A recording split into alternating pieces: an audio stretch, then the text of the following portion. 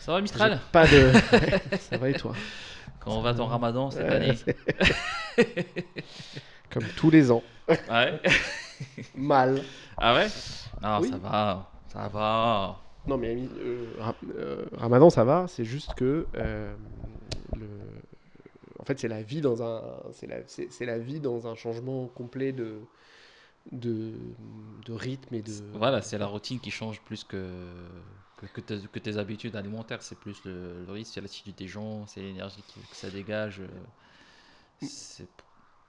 Moi, ce que m'a appris Ramadan en vivant au Maroc, c'est que c'est pas le problème, c'est pas vraiment l'alimentaire, quoi. Non, du tout, hein. Du tout. C'est pas vraiment ça. Ce que je veux dire par là, c'est que c'est plus tout le reste. Euh, Il y a un côté organisation du travail.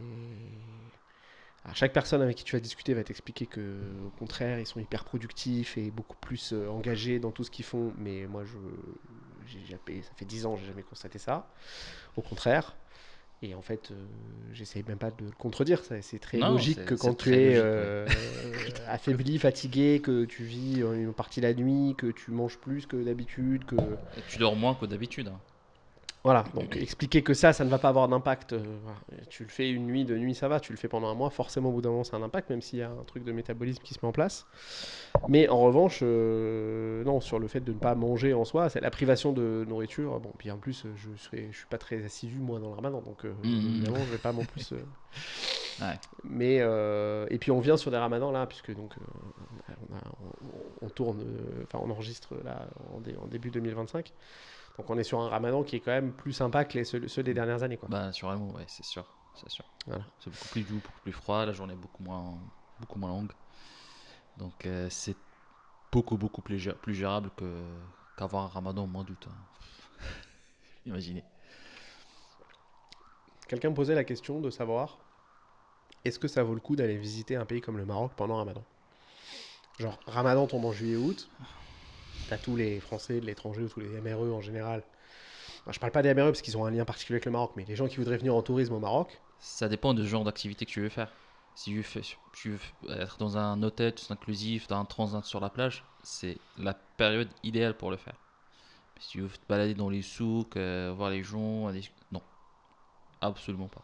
Absolument pas. Parce que l'après-midi, à partir de 15h, 16h, tout le monde est pris par une.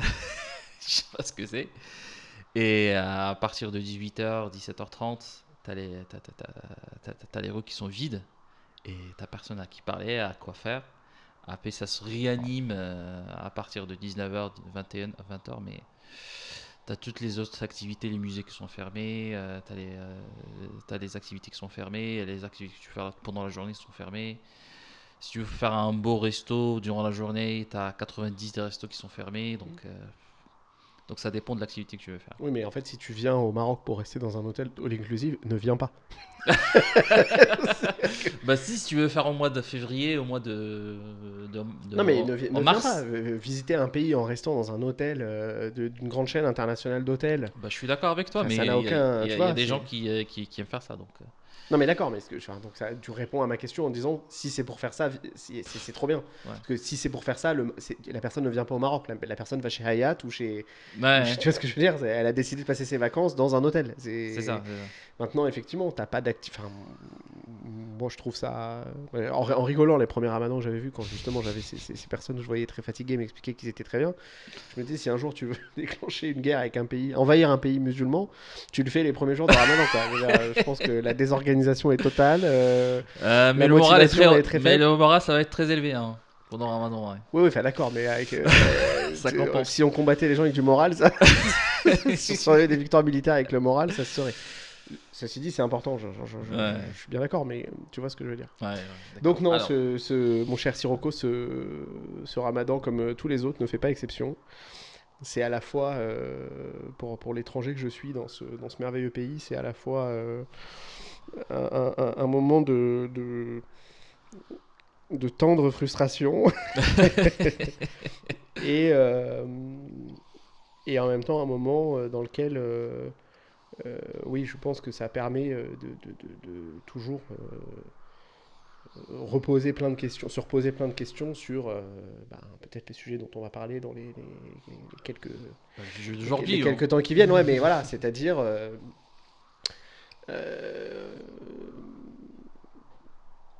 comment quelque chose comme ça qui est très important. Enfin, bon, on va pas débattre sur l'importance du ramadan pour un musulman. C'est quelque chose c'est un des piliers de l'islam, c'est quelque chose de fondamental, on va dire, dans la pratique musulmane. Mais comment ça altère justement, peut-être, pas Ramadan en soi, hein, mais le sujet qui nous intéresse, c'est comment ça altère le sens des réalités, Ouais, au sens très général.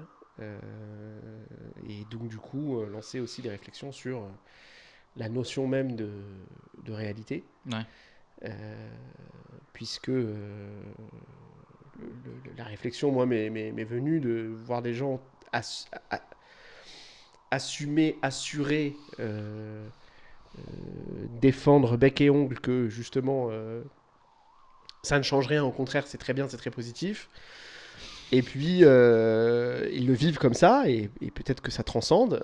Et puis en fait, derrière, tu te rends compte que de ce que tu constates, enfin en tout cas ce que moi je constate, mhm, c'est que bah non, les gens sont fatigués, les gens sont. Donc en fait, entre ce qu'ils vivent et la façon qu'ils ont de le vivre, ce qu'ils disent de ce qu'ils vivent, parce qu'il y a aussi peut-être le caractère de ce qui est dit ou ce qui n'est pas dit, ou ce qu'on a le droit de dire ou ce qu'on peut assumer, bah, je vois une grande divergence.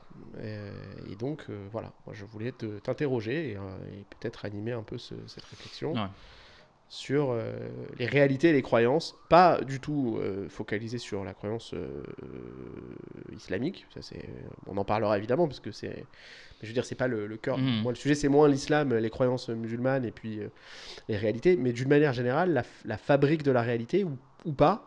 Est-ce que la réalité on la constate? Est-ce qu'on la révèle? ouais, Est-ce qu'elle est là et que on la voit avec un prisme? Ou est-ce que parce qu'on a tous un prisme différent, on n'a jamais une seule réalité? mhm, Et ensuite, en fonction de ces débats, qu'est-ce qu'on peut faire avec les différentes réalités? Puisqu'on constate aujourd'hui qu'il y a des gens qui sont.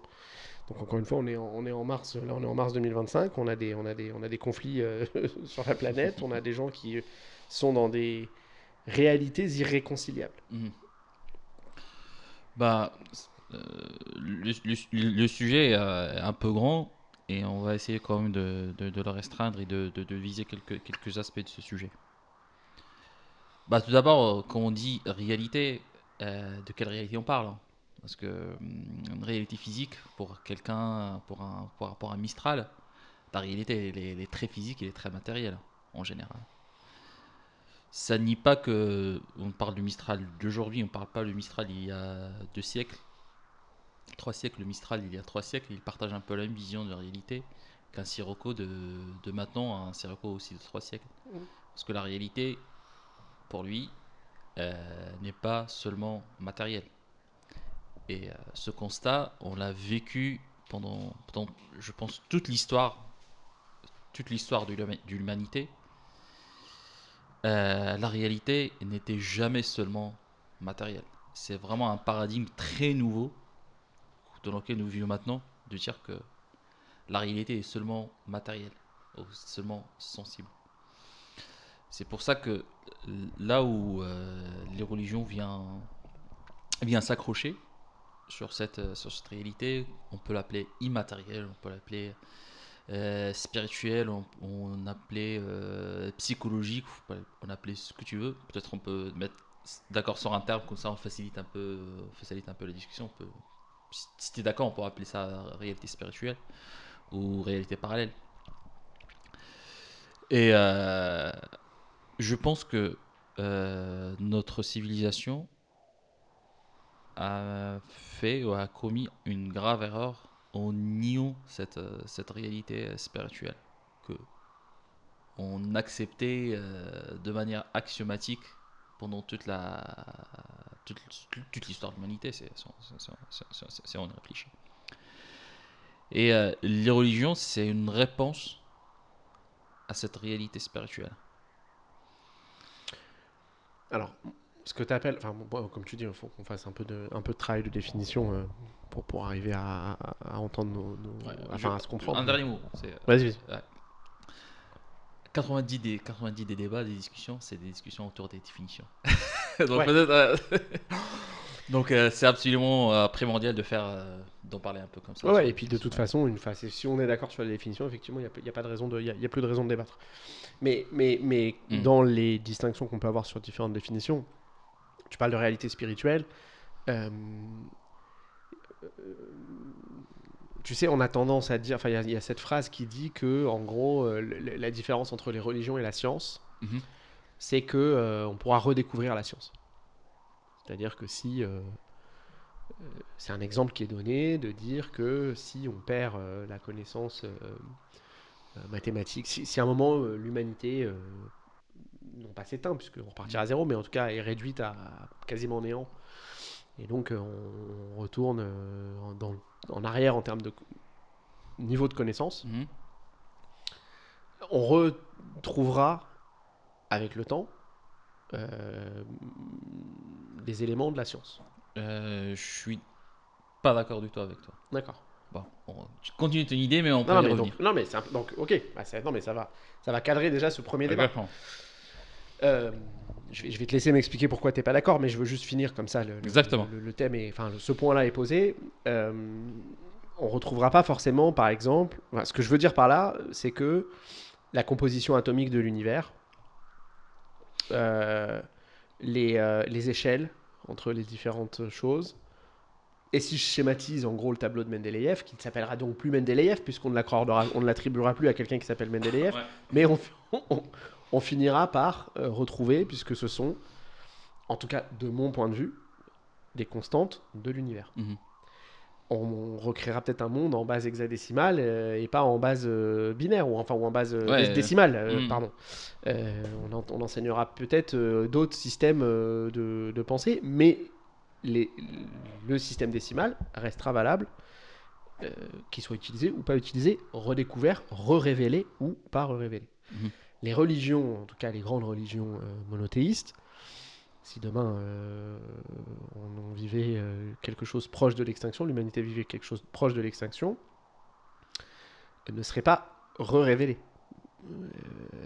Peut-être qu'il y aurait une continuité, parce que c'est des choses que les gens protégeraient plus que Mhm. d'autres. Il y aurait certainement des gens très prompts à protéger ça pour être sûr que ça puisse Ouais. survivre. Mais ça serait une survivance, ça serait pas une redécouverte. Donc la Bah, re-révélation, c'est pour ça que je parle de re-révélation, euh, le point entre la science et la religion, et donc entre une certaine réalité mhm. pour un Mistral moderne et des réalités spirituelles, Mhm. pour moi, il y a il y a un premier point de distinction qui se fait Euh, sur cet item-là. Et pourquoi il n'y aurait pas de révélation? Est-ce qu'il est impossible d'avoir un autre Jésus, un autre Mahomet, un autre Bouddha, un autre saint ou d'autres saints qui ont accès à une connaissance entre guillemets révélée? Pourquoi ça ne serait pas le cas? Bah, il pourrait y avoir de nouveaux saints, si tant est que donc on part de l'axiome que ça existe et que ça, on laisse le débat Oui, sur oui, c'est ouais, la ça, c'est réalité de ça, mais ça rentrera dans le débat plus tard. Ça- mais il pourrait y avoir de nouveaux prophètes, si tu veux. Il Mhm. pourrait y avoir de nouvelles organisations de la société ou de la foi ou Mhm. qui créeraient de nouvelles religions. Mhm. Mais on ne recréerait pas les fondamentaux de ces religions-là. Euh, donc ma réponse à ce que j'ai dit que j'étais pas d'accord avec toi. Quand on analyse plus profondément les religions, l'histoire des croyances, on retrouve des éléments très communs. On retrouve des éléments très très communs entre les religions, entre les révélations, entre les croyances. Et ces points communs, on les appelle de manière très différente. Et même la manière dont ils sont enseignés et comment ils sont transmis, c'est très différent. Mais on remarque, je pense que c'est indéniable, on remarque beaucoup de croisements, beaucoup de similitudes en termes de symbolisme et en termes de fondamentaux communs avec ces croyances et ces religions. Je pourrais donner peut-être l'exemple.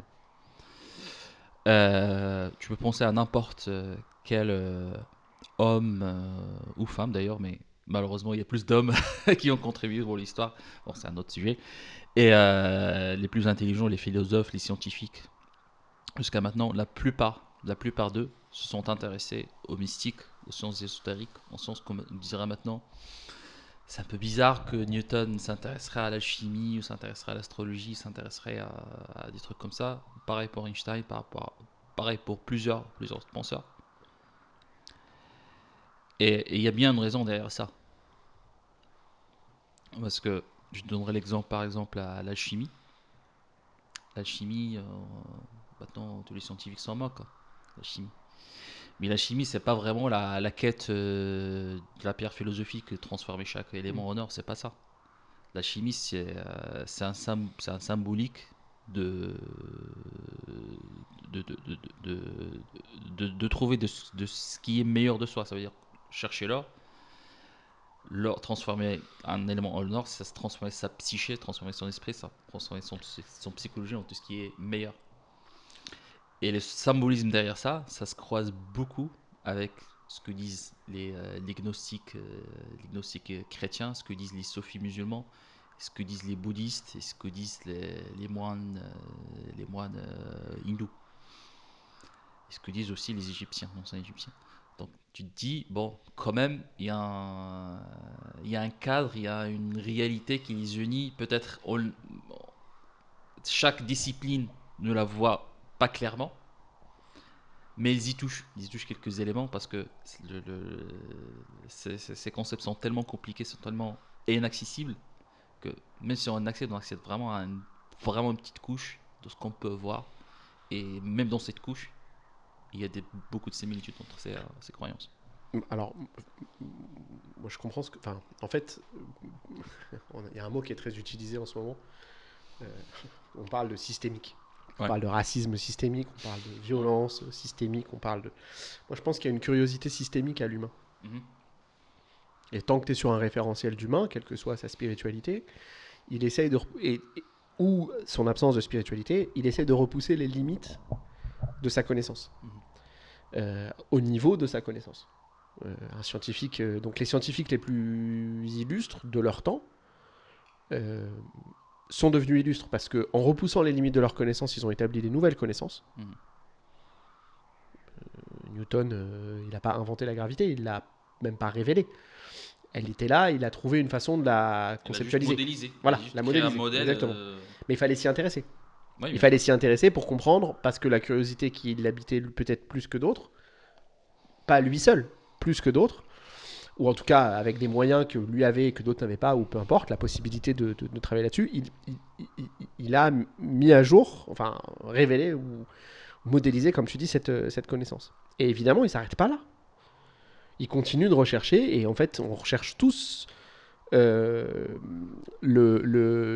cette curiosité, elle anime l'homme. Je pense que d'ailleurs, cette curiosité, elle fait partie de. Alors, ça va ouvrir un autre volet de débat, on va pas l'ouvrir maintenant, mais elle fait partie de la survie de l'espèce et de la Mhm. capacité qu'a l'espèce de s'adapter avec une population suffisamment large pour faire de l'essai-erreur et avoir, à travers la curiosité, des mecs qui disent non, faut pas mettre les doigts dans la prise, tu vois. Mhm. Mais bon, il y Ouais, en a ouais. quelques-uns qui l'ont mis et Mais on qui. a besoin des gens comme ça On qui a sont un peu besoin voilà. fous, qui vont avancer les choses. Donc, si tu veux, la démarche du spirituel et du scientifique, c'est la même, intellectuellement. C'est d'aller pousser les limites de la connaissance établie. Oui, mais la Je méthode. parle, je parle Ouais. du scientifique dans la spiritualité. Je parle pas du scientifique dans le clergé. Mhm. Je parle du religieux dans la spiritualité, pas dans le clergé. On est d'accord. Je parle pas des capots, Non, non, on des est, capots d'une religion établie qui ensuite reprennent les règles, etc. Non, on est très je d'accord avec parle ça. de ceux qui font avancer la recherche spirituelle. Donc l'alchimie, pour moi, c'est la même chose. L'alchimie, est-ce que les règles établies, on peut les changer? Est-ce qu'elles sont vraiment établies? Changer le plomb en or, c'est changer la composition atomique d'un matériau. C'est une donnée d'entrée, c'est un input pour n'importe quel chercheur. Ça, c'est tel matériau, ça, c'est tel matériau. Avant même Mendeleïev, encore une fois. Il y a du fer, ça réagit avec des précipités ferreux, machin, nanani, nanana. Il y a d'autres matériaux qui ne réagissent pas de la même manière. On découvre comme ça certaines constantes. Et puis il y a des mecs qui se disent, est-ce que ces constantes sont en tout temps, en tout lieu, ou est-ce qu'il n'y a pas un moyen de changer l'input?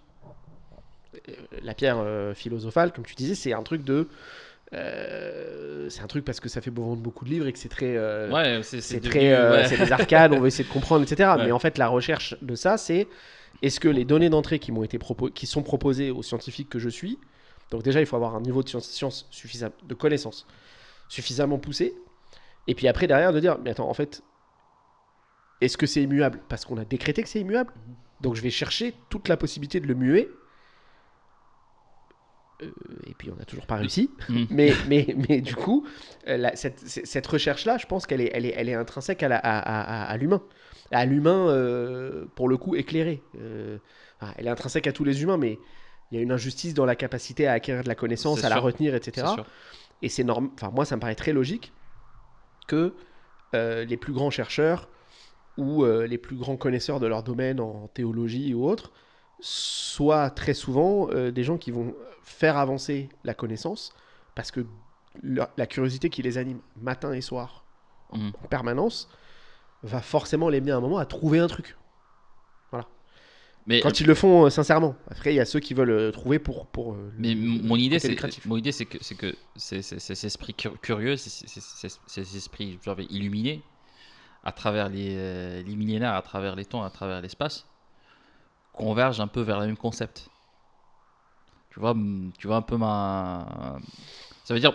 Pour C'est là où moi je suis pas d'accord avec toi. Je pense que Exactement. ça converge pas vers le même concept. Bah, si. Je pense que c'est la curiosité. Enfin, je reprends mon.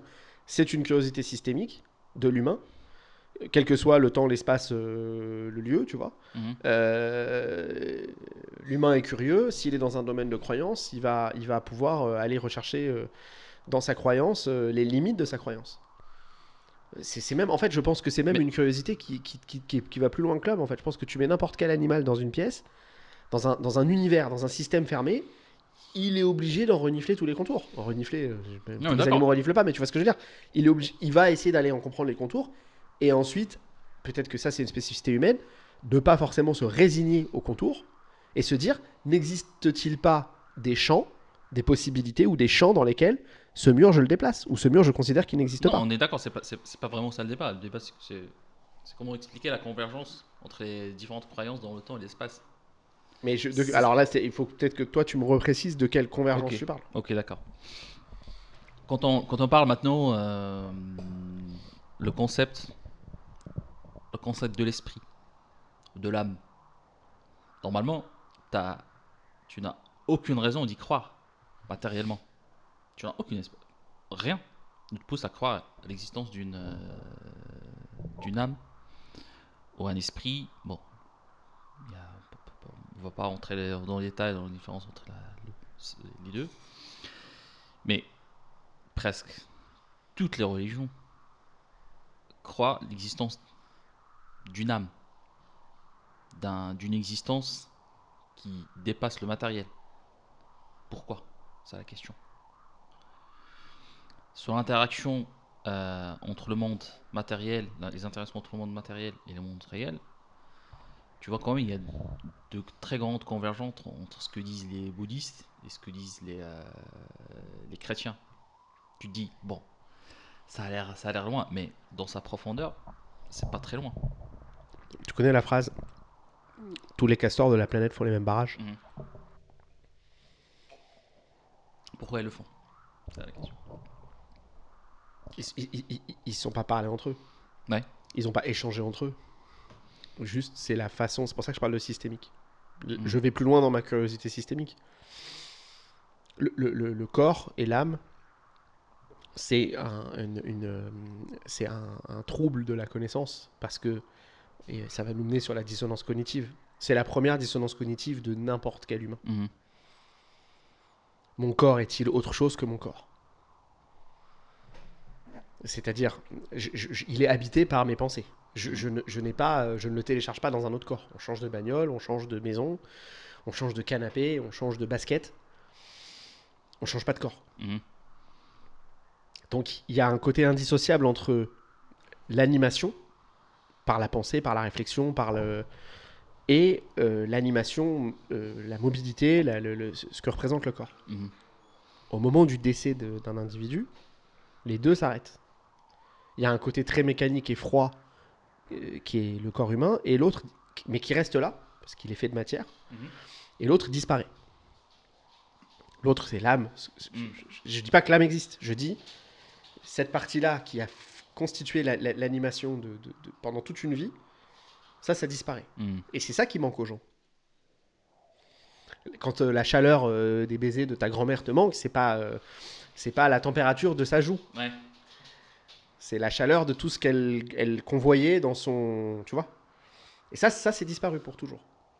Et je pense que dans cette curiosité systémique, tous les humains se disent, est-ce qu'il y a quelque chose? Est-ce que c'est normal que ça disparaisse? Est-ce que c'est juste renvoyé à néant ou pas? Donc ça m'étonne pas du tout, moi, que toutes les sociétés humaines, religieuses ou pas, réfléchissent à ça. Mais pourquoi converger vers la même explication? Il n'y a pas une explication. Il y a, Non, il y a- il y a un mot valise qui est l'âme, qui peut-être consiste à dire, vers le même modèle, je parle d'explication. Ouais. Peut-être. avec les avancées technologiques, avec les avancées technologiques actuelles, Mhm. et on est en train il y a des mecs qui sont en train de réfléchir, c'est beaucoup de science-fiction là-dessus, sur le fait de télécharger l'âme d'un individu dans un autre corps. Sauvegarder l'âme ou l'esprit, peu importe le terme qu'on emploie, encore une fois. Donc, oui, effectivement, si on y arrive, on crée un post-homme. Mhm. C'est qu'effectivement, donc on avait... toi, tu parlais de cette convergence qu'il y a à travers les temps, à travers les spiritualités, à travers Mhm. les schémas, Mhm. pardon, dans lequel les gens vont... notamment dans une des convergences, il y a la notion de l'âme. Pourquoi est-ce que, qu'on soit bouddhiste, qu'on soit ci, qu'on soit ça, on s'intéresse à ce sujet? Mhm. Est-ce qu'il n'y a pas une réalité derrière, sous-jacente ou pas? Pourquoi ils travaillent là-dessus? Mhm. Moi, mon axiome, c'était qu'on travaille là-dessus. L'humain travaille là-dessus avec son niveau de connaissance et sa connaissance personnelle. Parce que on n'a pas la réponse et que ça fait partie de cette curiosité. Et qu'aujourd'hui, on essaye d'y amener des réponses. On n'a toujours pas amené de réponse. On essaye d'y amener des réponses, y compris, je disais, avec l'intelligence artificielle qui consiste à dire est-ce qu'on arrive à recréer une âme ou l'équivalent à un esprit, une intelligence de rien, de la connaissance et de l'apprentissage, et est-ce elle sera capable d'avoir peut-être la chaleur Mhm. des baisers de notre grand-mère, ou d'autres sont en train de réfléchir à télécharger l'âme, trouver à la copier, etc., pour la télécharger dans autre chose. Mais si on travaille là-dessus, pour moi, ça reste parce qu'effectivement, il y a ce côté, nous n'avons pas la réponse, et tant qu'on n'a pas la réponse, il y a une démangeaison quelque part. Ça Mhm. gratte, et il faut qu'on trouve... Non, et peu importe qu'on soit bouddhiste ou autre, enfin, mhm. voilà, c'est ça que je veux dire. Je comprends un peu ce que tu veux dire, mais ça, je trouve que ça répond toujours pas à la question. Euh, Pourquoi ça converge, par exemple? Je sais pas si c'était. Moi, je t'avais dit, tous les castors de la planète font les mêmes barrages. Oui, mais pourquoi? Bah, parce qu'ils ont besoin de bloquer un cours d'eau, et donc c'est la meilleure façon avec les outils qui leur sont donnés. Ok, mais ça, c'est une réponse. Ça, c'est juste le quoi. C'est pas le pourquoi. Tu vois? Bah, ils font. Bah, C'est pas le pourquoi. alors, Tu vois? C'est une réponse au quoi. Tu non, vois ce que. qu'est-ce qu'ils font? Un barrage. Qu'est-ce qu'ils font quoi? Un barrage. Ouais, Pourquoi? bah, on sait pas. Pour se mettre à l'abri. Bah si, les castors, Bah, on le sait pourquoi, pourquoi. mais... Bah, le- c'est pas le pourquoi de la conséquence. Le pourquoi. C'est Pourquoi. les mêmes barrages partout sur la planète. Exactement. Bah, C'est ça le parce qu'ils sont faits pourquoi. avec les mêmes méthodes, avec les mêmes outils, avec les mêmes... c'est des gens Très qui bien. n'ont comme outil Donc il y que a une de quoi réalité derrière. casser un tronc. Donc il y a une réalité derrière. C'est la même chose qu'on peut transposer vers la notion de l'âme. Il y a une réalité derrière qui fait que tous les humains convergent, pas les humains, mais toutes les cultures, toutes les croyances convergent vers ce schéma. Il y a une question derrière. Il n'y a pas forcément une réalité. Il y a une question derrière. Oui, mais, Il y a une le inconnue. modèle, mais pourquoi on converge vers le même modèle? C'est-à-dire le modèle est inspiré par des faits, Non, il y a des gens. Il y avait un film qui s'appelait 21 grammes qui était sorti il Ouais, y a des années dessus. moi j'aime bien ce film. Il faudrait que je le revoie, j'avais vu au Moi cinéma. aussi, ça fait 20 ans que j'ai... L'âme pèserait 7 grammes. Ouais, 21 grammes. 21 grammes. Ouais. C'est littéralement le titre du film que je viens de dire. Euh, On n'a pas la réponse, mais on a une question. C'est pas parce qu'on se pose tous une question qu'il y a forcément une réponse derrière. Il y a des gens qui te disent Non, à la mort du corps humain, la batterie et la pompe fonctionnent plus. l'âme, je parle pas de l'âme comme étant réponse. L'âme n'est pas une réponse. L'âme, c'est un modèle que nous avons façonné et qui est basé sur des réalités. C'est pas forcément des réalités, mais sur des observations. Et ces observations, c'est que l'accès que certains humains à ce monde, à cette réalité spirituelle, cet accès, pas tous les humains ont certains humains ont cet accès qui nous a permis de créer ces modèles. Et ces modèles, ils convergent entre plusieurs cultures et plusieurs religions. Et ça, je pense que tu as la notion, tu as l'information que les expériences que les Russes ont fait et les Américains ont fait sur l'ICAE, tout ce qui est la cartographie de l'astroplane, je pense que c'était des informations là-dessus. Ça veut dire on droguait des gens. Les Russes aussi ont fait un peu la même chose. Maintenant, les documents sont disponibles, vous pouvez les lire. Les soviétiques. Les soviétiques, voilà. Et les Américains. Et ils appelaient pas des gens, ils les appelaient comme des astronautes. Les astronautes, ils cartographiaient ce qu'ils ont appelé l'astroplane ou le niveau astral ou le niveau astral, le monde astral. Contrôle. Exact. Comme le jeu contrôle.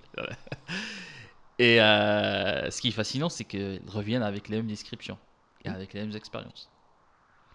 Est-ce que on peut parler d'un monde qui existe et qui a ses propres règles, ses propres éléments, ses propres caractéristiques? Et sinon, comment ça se fait que tout le monde converge vers les mêmes... on peut pas appeler ça des hallucinations. Comment ça se fait que les gens convergent à Parce vers qu'on cette est tous, situation? parce qu'il y a des constantes chez toutes les personnes humaines. Voilà, On donc est des tous faits réalités. de carbone, Donc, de chair. donc des réalités. Hmm. Donc il y a une réalité derrière. Oui, il y a une réalité, mais Tu vois, est-ce que cette réalité est seulement biologique et la façon dont elle est projetée dans notre cerveau donne l'illusion que c'est un autre monde parallèle? Ça peut expliquer un peu et réconcilier deux points de vue. Mais sinon, est-ce qu'il y a vraiment un monde parallèle auquel tu peux accéder à travers quelques techniques de respiration, quelques techniques de méditation, quelques techniques de prière, quelques drogues, et cet accès est vers un monde qui existe réellement, ou vers une alors, dimension qui existe réellement. moi, je vais, C'est pour ça que je vais le disais, faire. pardon, Non, mais tu le fais de manière ascendante. Moi, je vais le faire de manière descendante. On peut rentrer tous dans un monde qui n'existe pas dans une réalité, mais qui est une réalité. On peut tous aller sur Second Life. Bon, je crois que les serveurs sont fermés maintenant, mais on peut tous aller dans un jeu en réseau en ligne et avoir une réalité là-dedans. oui, mais, cette réalité, Il reste fait de bits, d'octets, de transfert d'électrique, de transfert d'énergie. Et pourtant, les gens vont te dire, mais quand tu vois tel endroit de la map de World of Warcraft, et tu as plusieurs personnes qui traversent toute hmm, la planète et sans avoir besoin d'avoir pris des LSD, qui vont te raconter précisément à quoi ressemble tel ou tel endroit d'un environnement oui, mais numérique, enfin d'un environnement qui est dans leur réalité, mais qui n'est pas réel. hmm, Comme tu disais, la question, c'est une question de définition. Est-ce que la réalité, c'est uniquement ce qui est tangible? Si à partir du moment où on parle d'une réalité spirituelle, hmm, on est dans le domaine de l'intangible. Et donc forcément, ça devient beaucoup plus complexe de fixer des repères dans de l'intangible. exactement. Parce que ça, comme tu avais dit, l'intangible, ça arrive à la limite de la méthode scientifique. Et quand tu arrives à cette limite-là, quand tu es dans un paradigme matérialiste, pour toi, ça n'existe pas.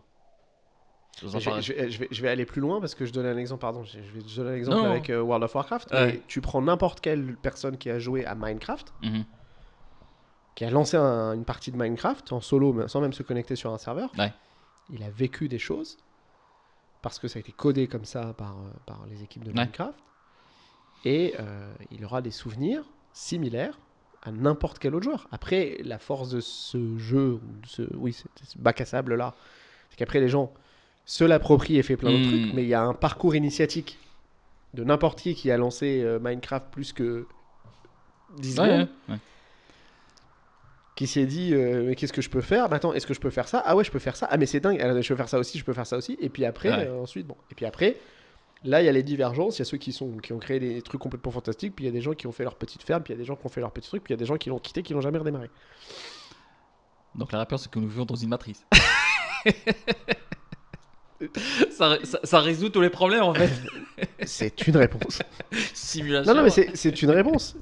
Qu'est-ce que la réalité? Je vais te dire, je te parlais de donc simulacre et simulation Ouais, on en parlait hier. cet ouvrage. Parce que, justement, dans l'analyse point par point là, de Matrix, ils en parlaient. Et bon, Matrix, ils en parlent bien dans un film sur qu'est-ce que la réalité. Matrix est un film qui questionne ça de A à Z. Ouais. Est-ce qu'on vit dans un monde réel? Parce que ça, je te disais, tu vas vers de l'ascendant, mais moi, je te le fais en descendant en parlant d'une simulation. Enfin, est-ce qu'on est dans une simulation? Peut-être, peut-être pas. Mais qu'est-ce que ça changerait finalement à l'équation?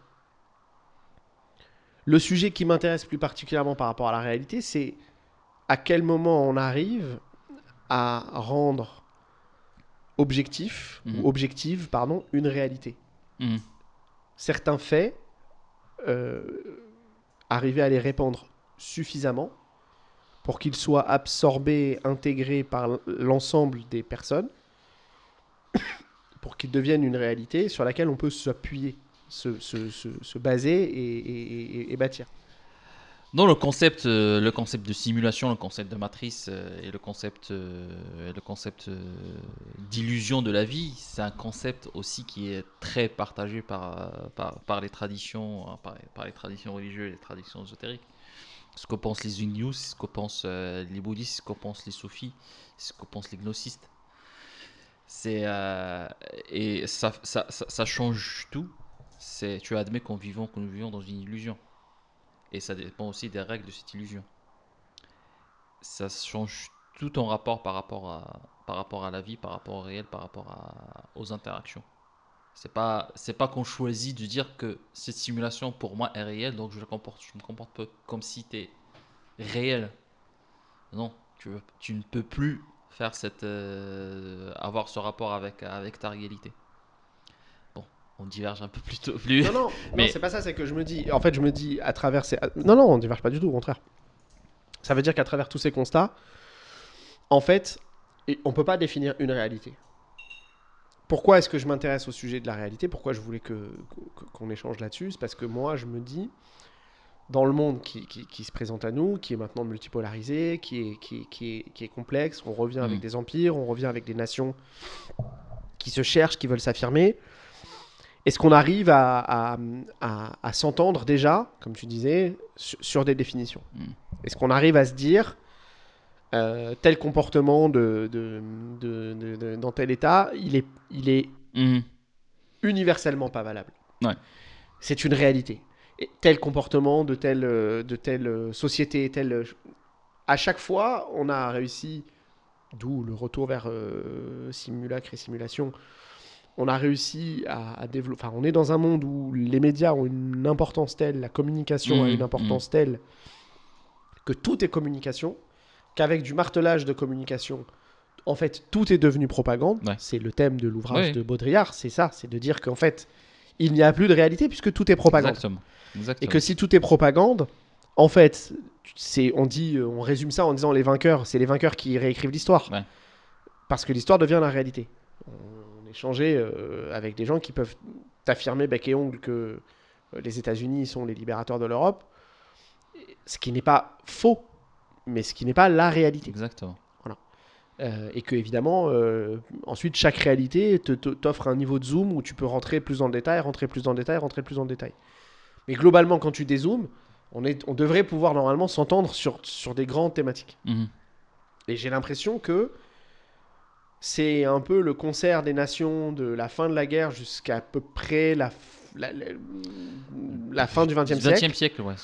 Et que depuis le XXe siècle, on est à rentrer dans une ère à la fois d'individualisation et, et de communautarisation, qui fait qu'en fait, chaque communauté a sa réalité. Hmm. Je pense Les qu'on. Noirs américains vivront un racisme systémique, et c'est leur réalité. Et là où des WASP américains vont dire que c'est pas du tout Hmm. leur réalité. Et je prends volontairement cet exemple parce que nous ne vivons pas aux États-Unis et que c'est une culture qui est à la fois proche par la culture, justement, par les médias, par les Hmm. films, les séries, etc. Mais c'est une culture dans laquelle moi j'ai jamais vécu et dont Hmm. je n'y connais rien. Je ne sais pas comment vivent ces gens en réalité. C'est pas le terme que je devrais employer, mais dans les faits, dans leur Ouais, quotidien, je ne sais pas bah, on comment ne ils sait vivent. pas, on ne sait pas. Et Ouais. tu te dis, voilà, t'as des gens qui vivent sur le même territoire, Hmm. qui partagent les mêmes institutions, ils partagent tout, et ils vivent deux choses qui sont diamétralement opposées. Exactement. On le retrouve dans le fait politique, n'importe quel fait politique moderne aujourd'hui. Ouais, ouais, L'Assemblée en France en est un exemple quotidien, ouais, perpétuel. ouais. Il y en a qui disent blanc, d'autres qui disent noir, ils reprochent d'avoir dit blanc, ils reprochent d'avoir dit noir, et ils ne s'entendent sur Mhm, rien. mhm. J'ai l'impression qu'au XXe siècle, on arrivait à s'entendre sur les grands principes, certes dictés par un certain nombre de nations qui ont peut-être pas laissé tout le monde Ouais. mettre un ticket sur les principes, mais en tout cas, ils s'entendaient sur ces grands principes-là, et on pouvait bâtir de ça. On pouvait bâtir de cette construction. Je pense que ce qui a fait ça, je peux, je vais essayer un peu de réconcilier ce que nous avons dit entre la réalité matérielle et la réalité spirituelle. Je pense que le problème vient parce qu'après le postmodernisme, on a admis, et c'était malheureusement prouvé philosophiquement que cette réponse de réalité n'a pas de réponse en fait. Ça veut dire si on creuse de manière philosophique vraiment les étapes, dire ce que tu viens de dire, ça veut dire chacun a sa, sa réalité. Le drame avec ça, c'est qu'on ne peut pas vivre avec un concept comme ça. Ça veut dire à un certain moment, on doit s'arrêter et dire voilà notre réalité. Et le problème, ce que dans les sociétés anciennes et jusqu'au 19e siècle, au 20e siècle, ce qui faisait ça, c'est la religion. On se disait qu'il y a un certain nombre de règles qui posent le cadre, et à partir de ce cadre, on peut après s'amuser de manière rationnelle ou logique ou philosophique à en déduire et arrêter les faits, arrêter le réel. À partir du XXe siècle, on a arrêté de faire ça. Au XXe siècle, on a arrêté de faire ça. Et ça a dégénéré en multitude de réalités. Et ça fait que chacun a sa réalité. On n'arrive plus à s'entendre. Non, mais tu veux dire, là, ça rejoint le mouvement de communautarisation. Donc en gros, si je paraphrase, mais tu me dis si je paraphrase peut-être mal. Si on a 3-4 grands blocs, ils ont leur propre réalité et on trouve des ponts entre les différentes réalités qui créent. Mhm. À partir du moment où on a une infinité, pas une infinité, mais qu'on tend vers Une une infinité de multitude de blocs, réalités, ouais. il y a trop de réalités pour que le concept de réalité devienne intéressant. Exactement. Et ça n'a plus de sens. Ouais, d'accord, mais Parce comment que le on cadre. bâtit une... alors, question pour nos enfants. Dans l'idée de justement de transmission et de témoignage de ce qu'on vit nous en 2025 là, Ouais. comment on crée un monde, comment on évolue dans un monde, à part en s'armant, parce qu'à ce moment-là, moi Mmh.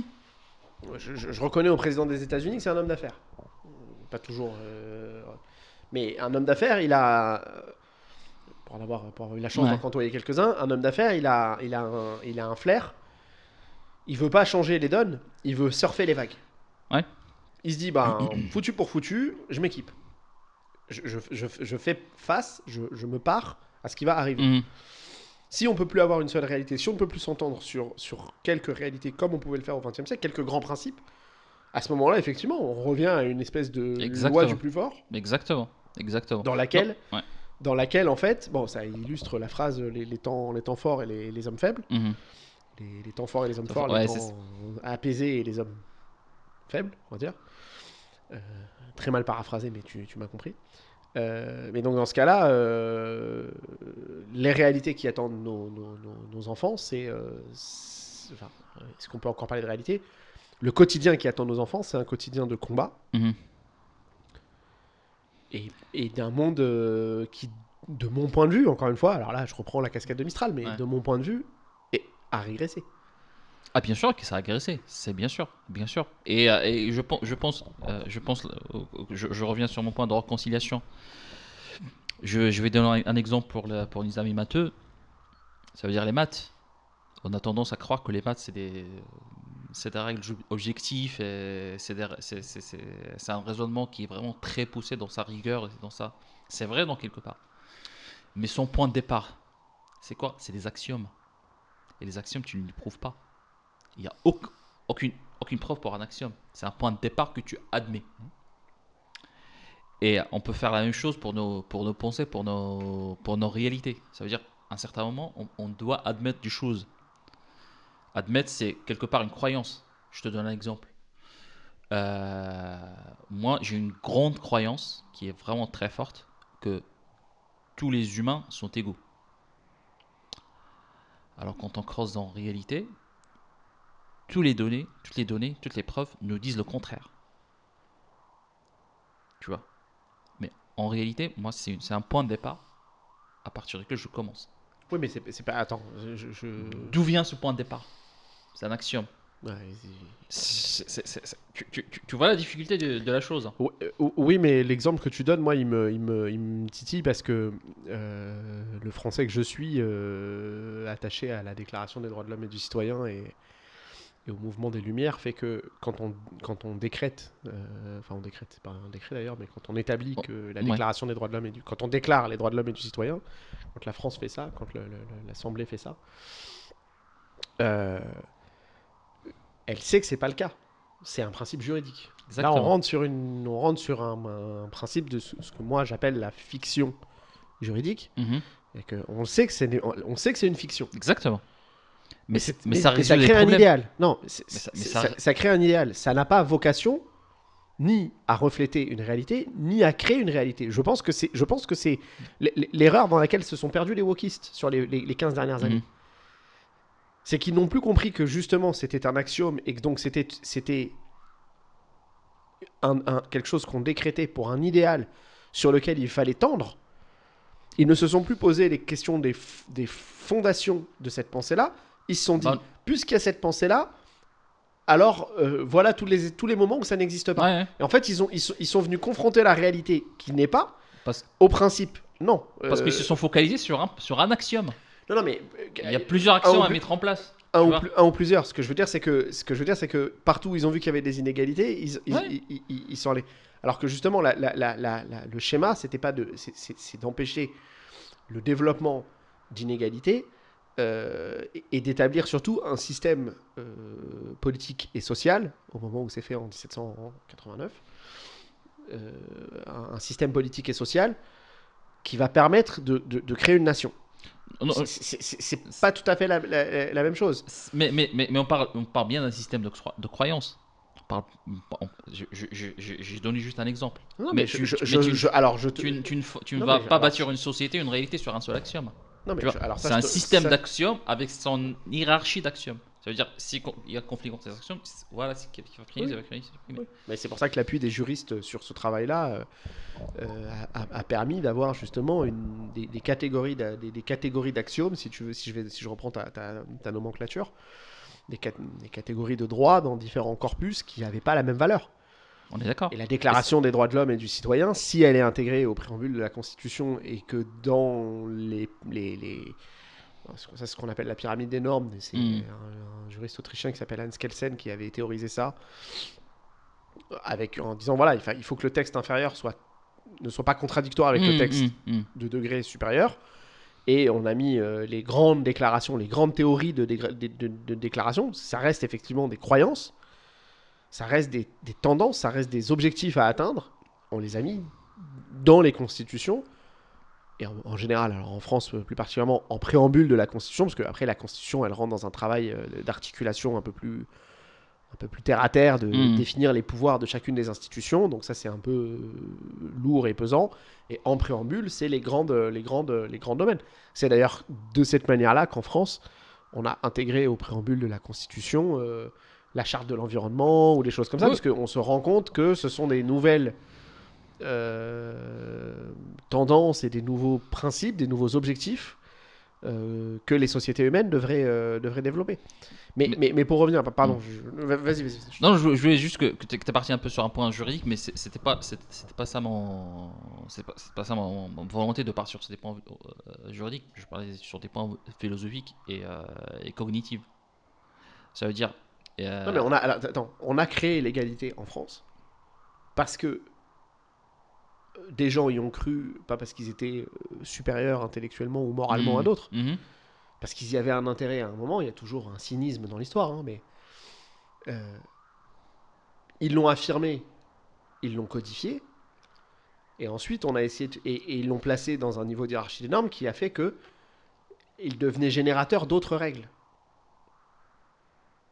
Voilà. non, non, on est d'accord. Donc ils ont façonné une réalité parce que pendant 200 ans à la suite de ça, si on prend 1789, Ouais. 1989, donc pendant 200 ans à la suite de ça, on a développé une société qui reposait sur ces croyances, qui ne So- sont à la base que des croyances. Donc mhm, effectivement, elles ont façonné, elles ont créé certaines réalités. Euh, mais que la croyance puisse entraîner, enfanter une réalité, me pose pas de problème. C'est dans l'autre sens. C'est-à-dire, moi, mhm. mon questionnement, euh, c'est si nous ne parvenons pas à nous accorder sur une croyance commune ou Bah, une c'est ça le réalité problème. Ouais. commune, alors on fait face à chacune de nos croyances personnelles qui pourront créer nos propres réalités, mais nous ne ferons pas société. C'est ça mon inquiétude en fait, en fond. Quand on a des débats pour savoir si le président Trump est belliciste ou pacifiste, on voit que c'est irréconciliable. Et si je voulais qu'on parle aussi de la dissonance cognitive, Mhm. c'est parce que face à ces caractères irréconciliables, ce mécanisme de la dissonance cognitive fait que lorsque tu présentes des faits à quelqu'un qui est persuadé dans sa croyance que ces faits ne peuvent pas être, ça lui entraîne une souffrance. Bah, bien sûr, bien sûr, Donc en fait, tu es condamné à souffrir bien sûr. des croyances des autres Ouais. ou à faire souffrir si tu te bats pour tes croyances, puisque forcément, Parce que la je ne force. sais pas comment l'humain, en tant que animal, l'humain moderne, peut sortir de cette situation. Bah, la réponse que nos ancêtres ont inventée, c'est la religion. Je suis, comme tu le sais, le premier critique de la religion, le premier défendeur de la religion en même temps. Et je pense l'expérience du postmodernisme nous a révélé que nous, humains, petits animaux qui quand même ils ont un peu quelques compétences qui dépassent un peu les autres animaux, on n'a pas encore trouvé le chemin Bah, la à coopération et la dépasser. communication, Ouais, on est des animaux, plus la coopération et la exactement. communication. On n'a pas encore trouvé un autre schéma qui nous permette de nous s'organiser hors de la religion. On l'a pas encore trouvé.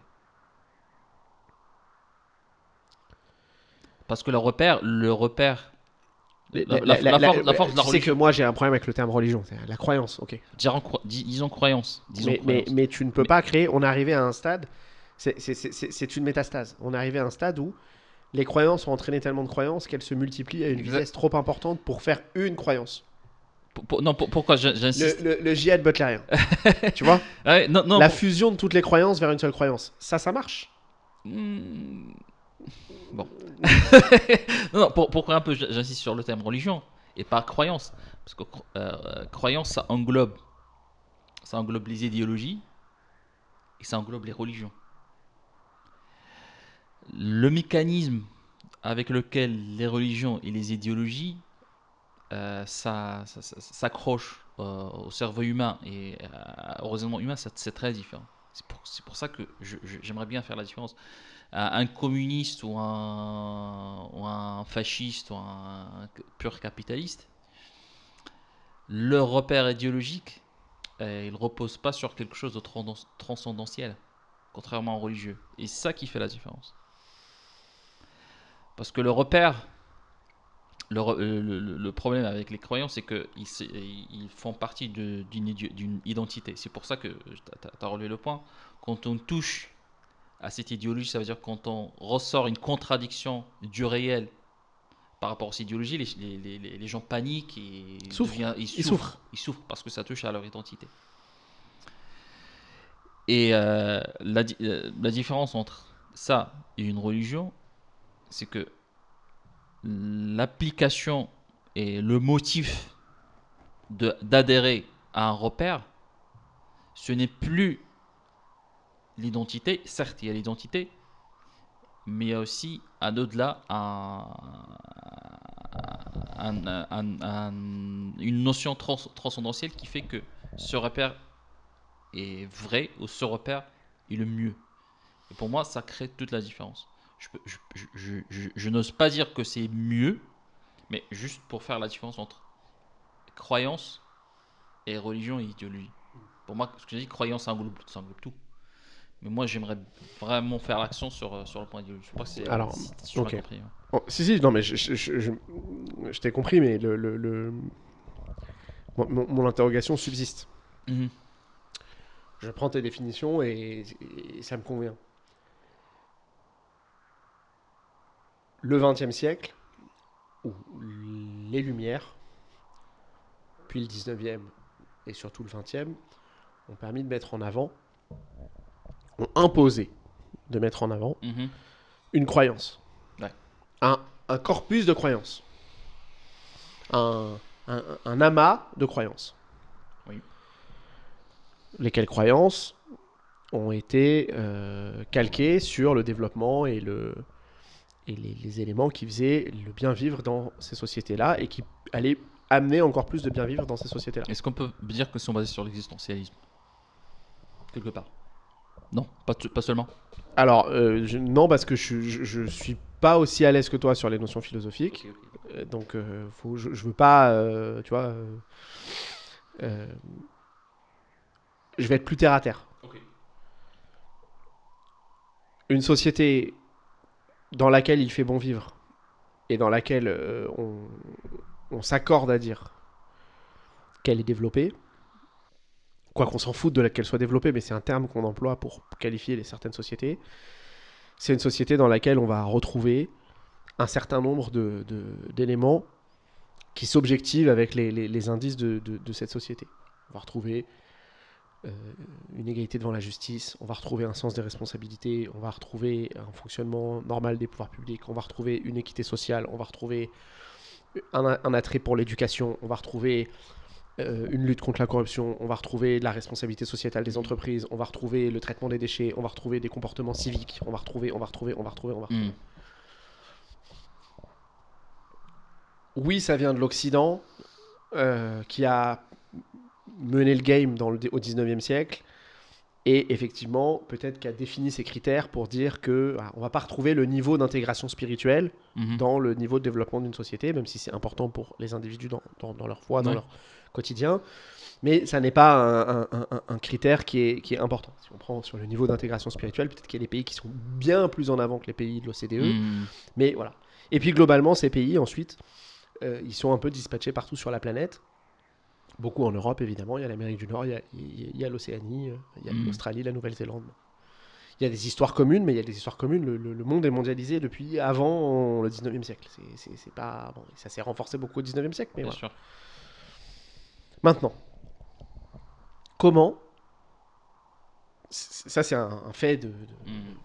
comment on crée une croyance commune.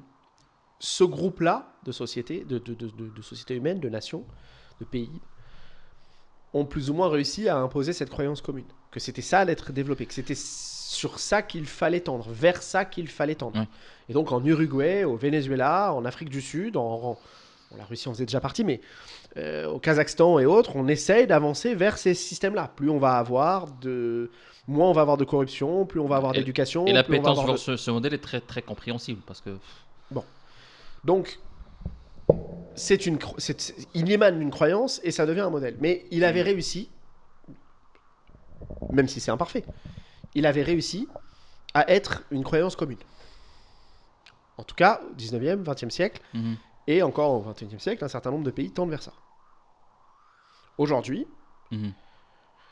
il est fragilisé, et en fait, il n'a pas d'ennemis les religions, parce qu'il intègre les religions, en les ignorant, partiellement. Mais, je veux dire, oui, ben, c'est super d'être intégré en étant ignoré, oui. C'est-à-dire que vous êtes epsilon dans l'équation. Mhm. Le fait religieux est epsilon dans cette équation-là. Mhm. Mais il avait créé cet idéal commun. Cette croyance commune qui permettait d'avoir des bases solides. Mhm. Je constate, moi, je m'inquiète de constater qu'au XXIe siècle, ça devient presque l'anti-modèle. Parce que le modèle est poussé à son maximum. Ça veut dire, il y a un dicton en arabe qui dit toute chose est poussée à son maximum, se transforme à son contraire.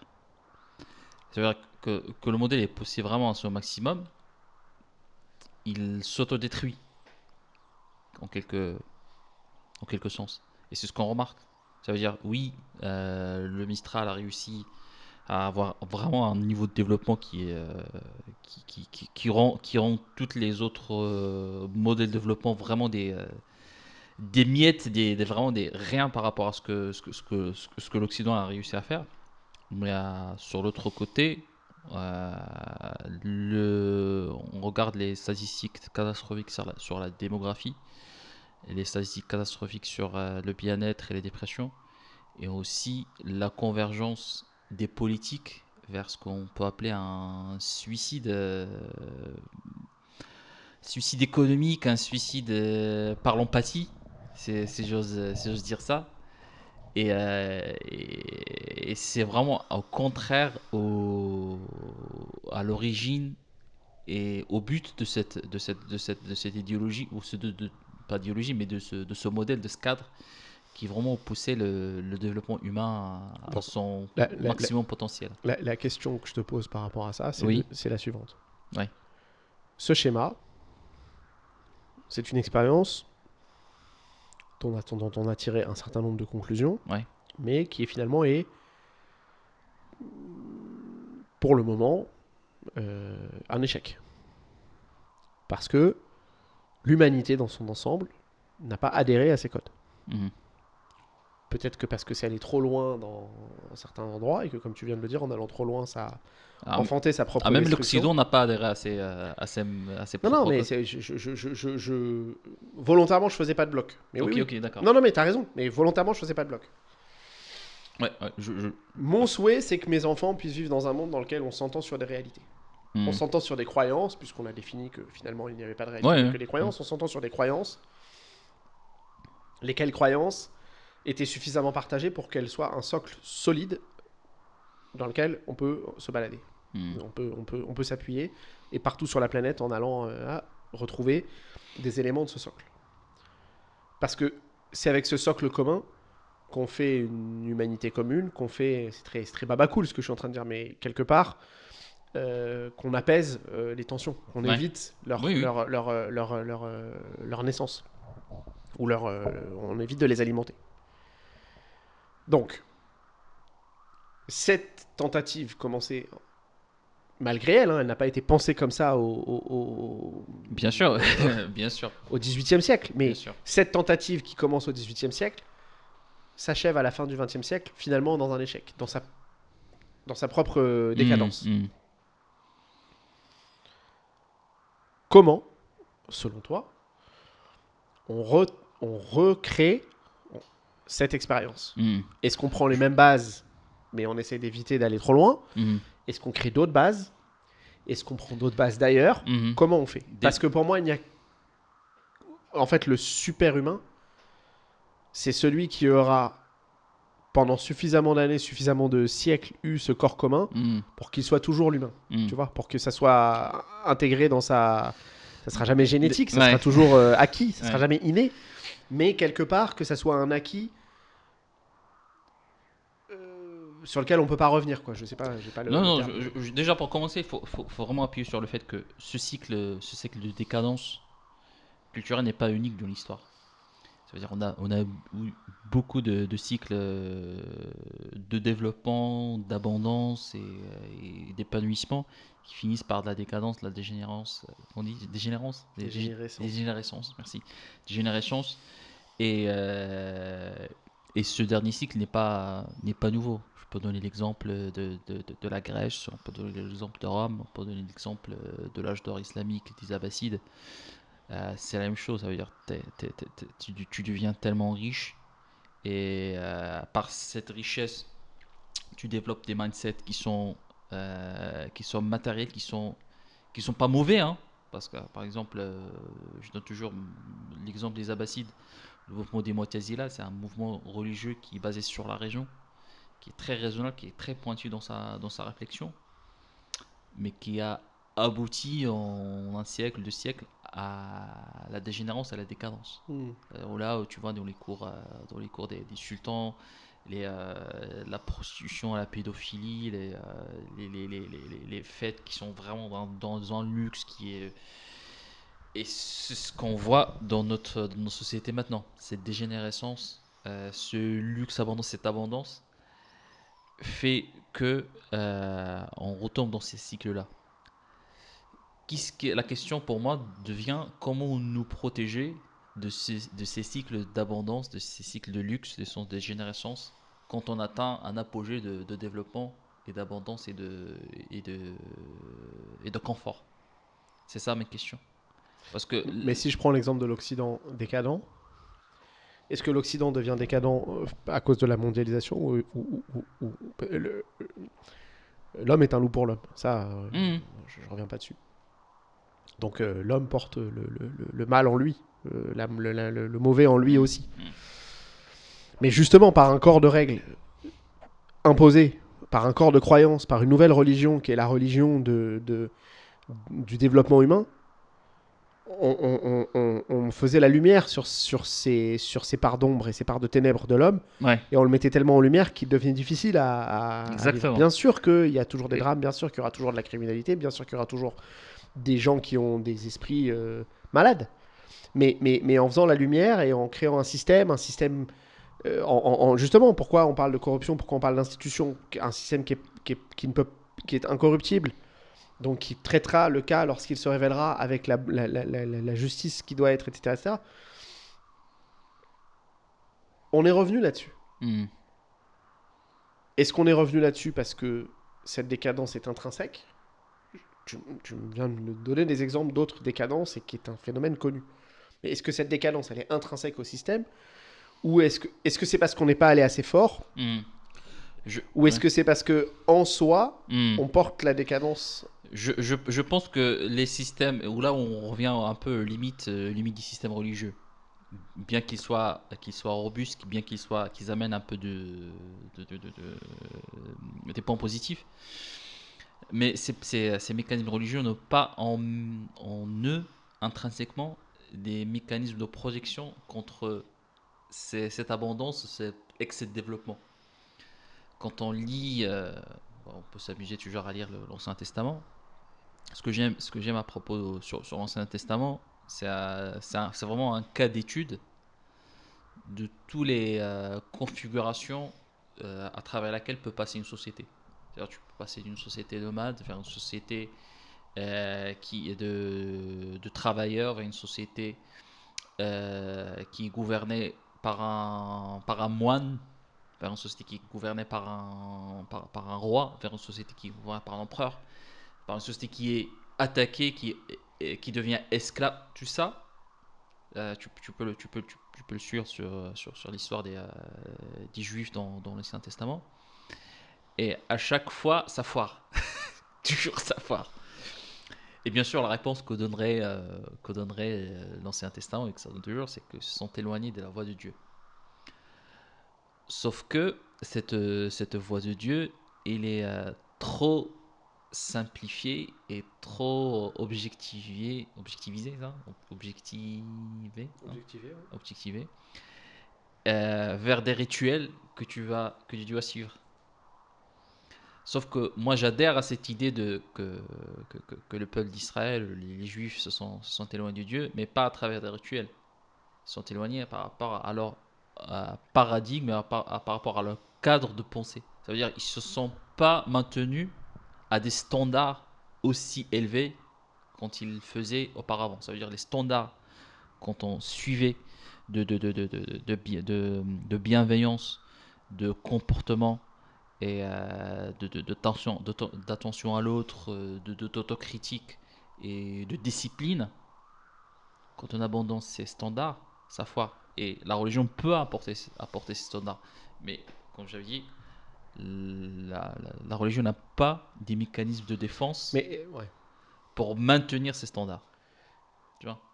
Mais c'est ce que j'allais dire, c'est que le paradoxe de la société, notre société contemporaine, c'est que les plus grands coups de boutoir contre la croyance du développement Mhm. viennent des religions. Bien sûr. Bien sûr. Donc déjà, il y a cette volonté d'avoir le primat du bonheur, Bien le sûr. primat de c'est comme ça que vous aurez le salut. Mhm.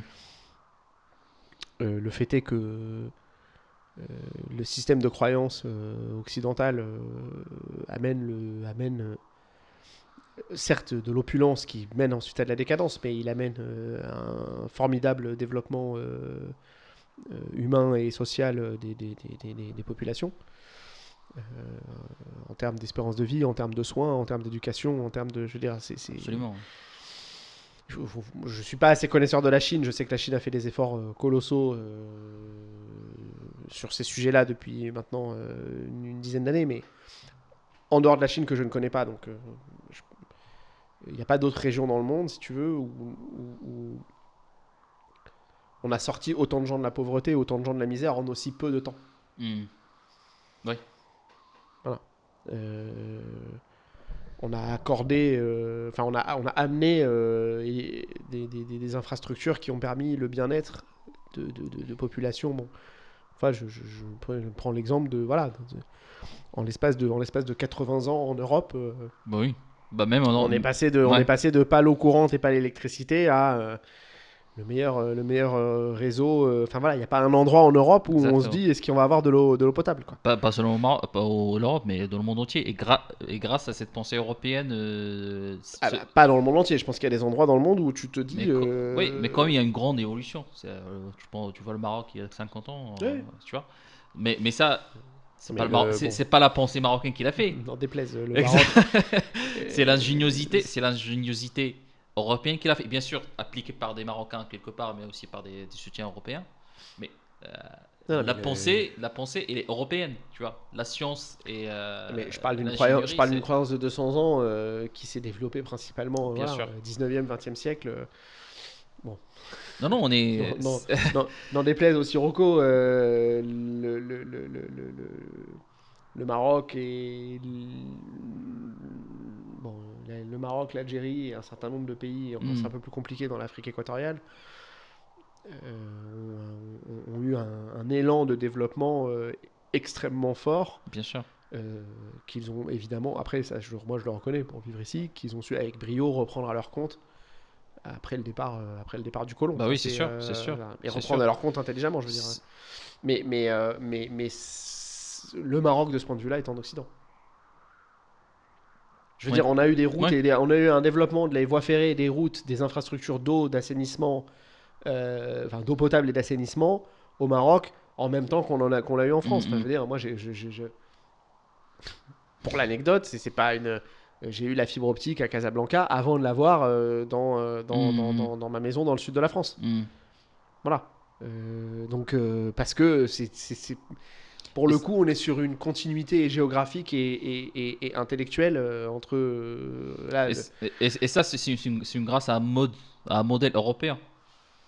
C'est-à-dire le fait d'avoir non, des enfin, écoles. pas fort. Enfin, Ah, oui, si, je comprends ce que tu veux dire, mais c'est pas fort. Moi, la question, c'est pas le modèle européen, c'est que c'est un modèle de développement. Ouais. Je me suis amusé à demander à des intelligences artificielles euh, qu'est-ce qui faisait qu'une société était responsable. Hmm. Quels étaient les critères pour qu'on considère qu'une société... On se dit, ok, là, je suis avec des gens responsables.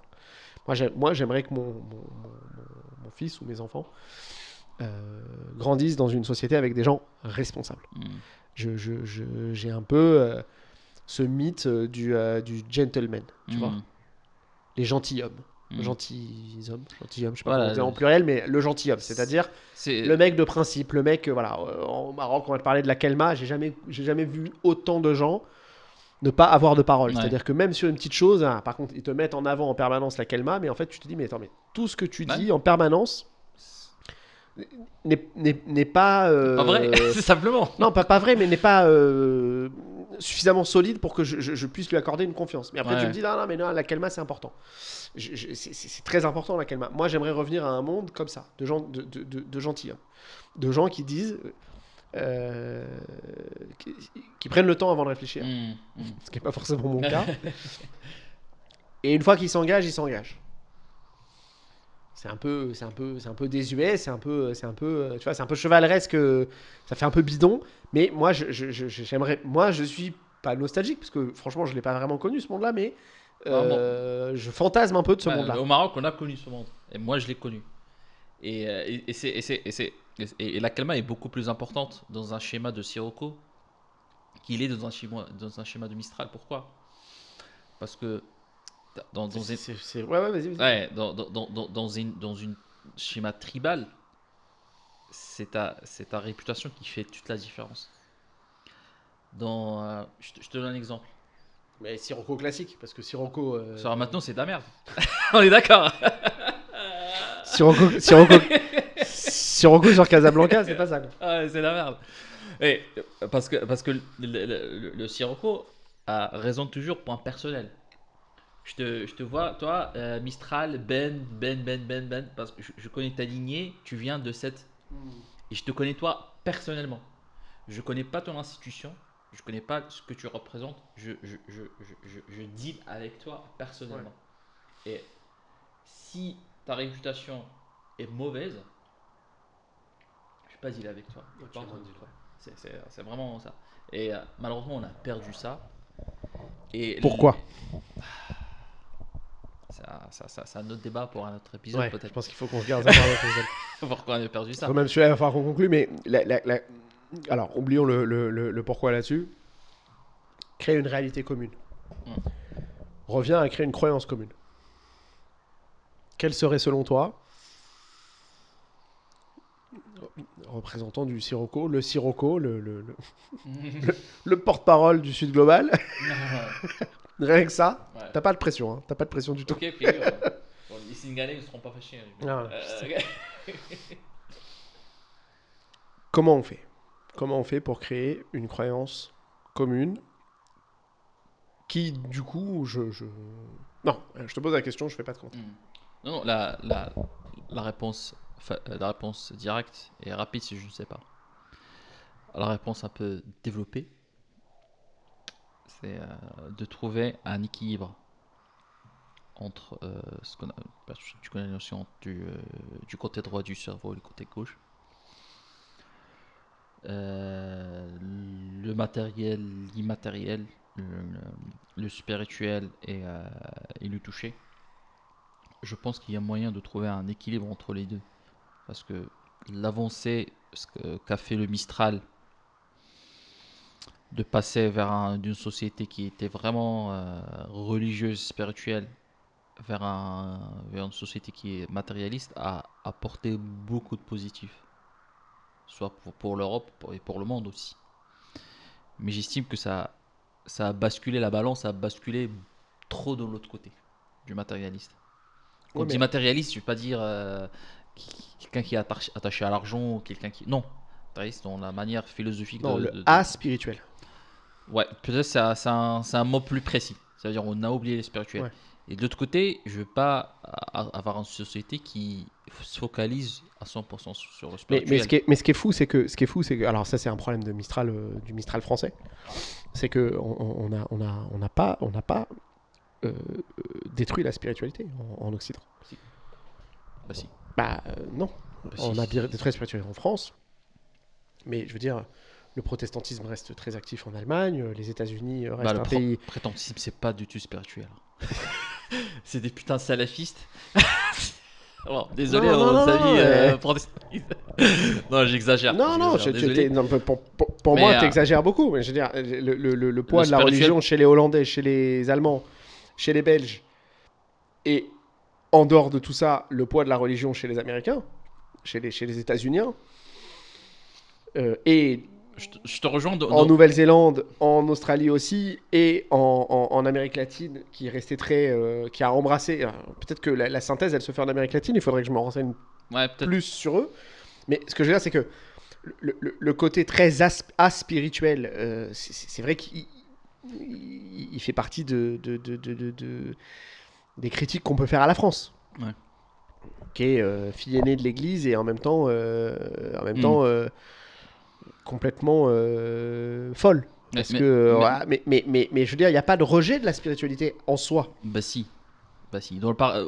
On la rejette pas, mais dans la pratique, dans le paradigme dans lequel on opère, soit culturellement, et soit politiquement, soit économiquement, ça a totalement disparu, la Oui, religion. mais de la même manière que la croyance dans un système de développement de valeurs humaines entraîne sa propre décadence, les croyances religieuses telles qu'elles existent dans la sélection qui peut être faite au XXe siècle ou au XIXe siècle dans les grandes religions, Ça entre- portent en elles aussi leur Ah, décadence bien sûr. et leurs limites. Ah, bien C'est-à-dire sûr. que amener la réponse après la mort, ça reste d'actualité chez tout le monde.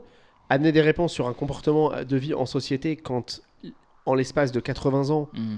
on passe de, comme je disais, pas d'eau courante à la fibre optique, euh, Bah, votre système ne s'est pas mis à jour assez vite. on est d'accord. Je suis à Donc, 100%, ce que je veux dire, c'est que d'accord avec les toi. systèmes de croyance peuvent porter en eux leurs limites. C'est leur capacité d'adaptation qui va faire qu'elles ont ou pas une limite. Bah, Et leur capacité d'adaptation, c'est pour ça que tu parlais tout à l'heure de nos amis juifs, leur capacité d'adaptation passe notamment par la pratique. hmm. Tant qu'être de cette religion, c'est de, pas uniquement, mais c'est principalement de respecter des rites, Hmm. la religion a une certaine solidité. On le voit dans l'expansion phénoménale de l'islam. Hmm. En imposant la prière, en imposant ne serait-ce que la prière et le ramadan, Hmm. euh, tu as déjà deux pratiques, une pratique quotidienne et une pratique annuelle, Hmm. qui forcent les gens à demeurer Ouais. musulmans. Ouais, c'est un simple billet d'investissement. C'est un simple Ouais. billet d'investissement. Non, mais ça Mais veut dire que ça te pousse à rester dans le. C'est par non, la pratique. ouais, Les religions occidentales, le christianisme, qui ont été beaucoup plus sur la réflexion que sur l'action, Mhm. sur la pratique. Oui, ok, il faut aller à l'église le dimanche. Bah, Il faut pas. C'est mieux d'aller à l'église le dimanche. ouais. La célébration très intime des faits religieux, même s'il y a évidemment énormément d'églises, énormément d'endroits pour célébrer en communion, Mm. mais la pratique étant plutôt individuelle et beaucoup moins à être démontrée, a entraîné la faiblesse de cette.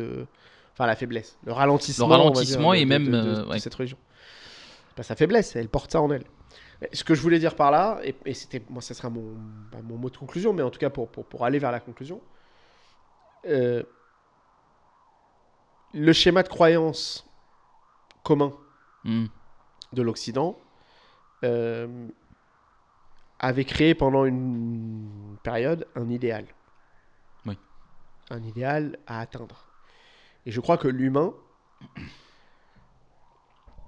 ne coopère réellement utilement que lorsqu'il partage un idéal. 100% d'accord. Quelle croyance demain on peut créer? Et pour moi, elles ne peuvent pas venir des religions, qui sont plutôt des facteurs de dissension que de communion. Quelle croyance demain on peut. Quel socle pour créer une croyance autour de ces socles-là peut-on créer? Peut-on renforcer? Peut-on développer pour créer à nouveau un idéal Mm. universel? J'ai malheureusement peur que la défense de la planète, qui devrait pourtant être un non-sujet, Ouais. On peut débattre sur les méthodes. Mais la défense de la planète ne devrait pas être un sujet. Ne parviennent pas à cet objectif. Donc, quelle croyance, quelle thématique, quel thème pourrait transcender l'humanité pour qu'elle coopère dessus? Je te rejoins sur le fait que si on revient vers les religions comme elles sont maintenant, ça va foirer. À 100%, on est d'accord sur ça. Ce que je cherche, c'est un point d'équilibre parce qu'on a fait une réforme, le monde, à travers la révolution qu'a fait l'Occident, qu'a fait le Mistral, a fait une réforme de la pensée de ce qu'on peut mettre en œuvre de manière pratique et de manière aussi philosophique. Mais la partie religion, elle est restée figée, et s'est fossilisée en quelque manière. Bien sûr, avec le protestantisme, ça a quand même obligé une certaine réforme chez les catholiques. Pour le Sirocco, cette réforme est toujours en attente. Le Sirocco, quand je dis Sirocco, je suis ici le monde arabo-musulman.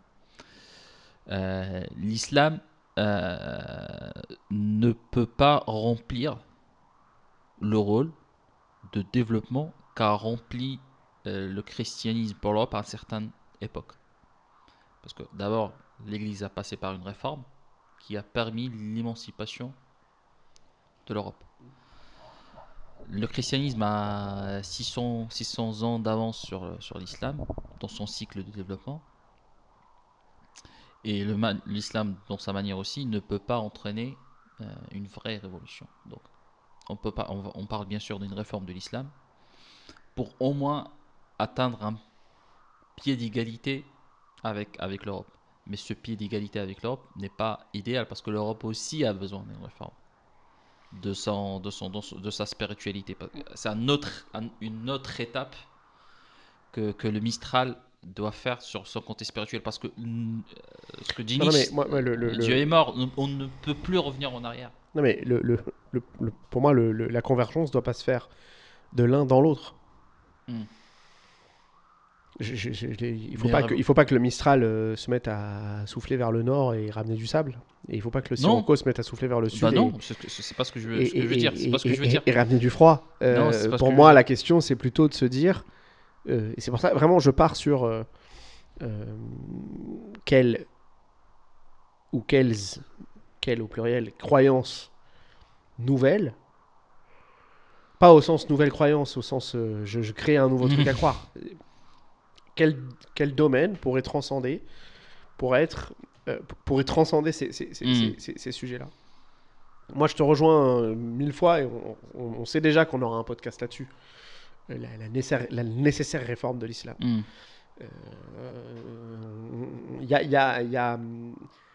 En fait, on l'a dit, on en a fait le contour. Tous les systèmes de croyance emportent en eux la clé de leur décadence, la clé de leur extinction. La question, c'est d'avoir un système qui, bien qu'il comporte la clé de son extinction, ne serait-ce que parce qu'à la fin, on ne croit plus. C'est-à-dire que ne serait-ce que parce qu'il arrive à son terme. Ouais. Je veux dire, si les croyances religieuses ont pour but d'expliquer la vie après la mort, le jour où quelqu'un explique la vie après la mort de manière rationnelle et scientifique, les croyances auront... Parce que c'était leur axiome, comme tu disais. Si l'axiome de base disparaît, puisqu'il n'a pas été challengé, mais s'il disparaît parce que par la réalité d'autres faits, cet axiome n'a plus lieu d'être intéressant, alors tout ce qui en découle, effectivement, sera anéanti. Donc, les croyances portent en elles, en leur sein, les mécanismes de leur décadence future. Pour autant, ça n'empêche pas, je pense, de réfléchir sur des croyances à développer, quelle que soit la spiritualité ou la religion, qui tendront vers plus de dialogue. Les tentatives des Nations Unies, qui sont l'aboutissement de la Société des Nations, qui sont l'aboutissement de la pensée de plus jamais ça, des guerres mondiales, qui sont l'aboutissement du développement économique et industriel, qui sont l'aboutissement de l'encyclopédie, Hmm. Ouais. si je détricote tout ça, Hmm.